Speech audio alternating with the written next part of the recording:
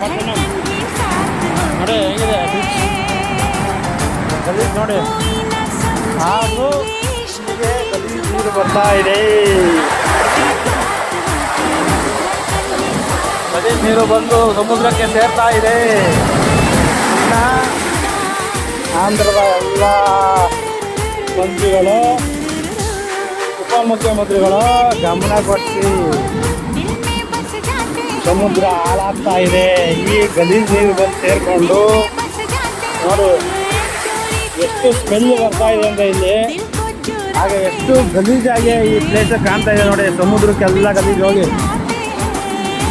ಇದನ್ನ ಆದಷ್ಟು ಜಲ್ದಿ ಕ್ರಮ ತಗೊಳ್ಳಿ. ಒಂದಲ್ಲ ಒಂದಿನ CM ಆಗ್ಬೋದು, DCM ಆಗ್ಬೋದು, ನೀವು ಬಂದು ಇಲ್ಲೇ ಒದ್ದಾಡಬೇಕಾಗುತ್ತೆ. ಇದೇ ಕೈಲ ನಿಮಗೂ ಬರುತ್ತೆ, ಅರ್ಥ ಮಾಡ್ಕೊಳ್ಳಿ.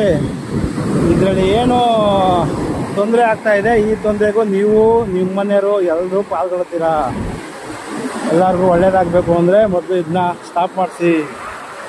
ಇದರಿಂದ ನಿಮಗೆ ಮುಂದೆ ದೊಡ್ಡ ಮಟ್ಟದ ಪ್ರಾಬ್ಲಮ್ ಆಗುತ್ತೆ.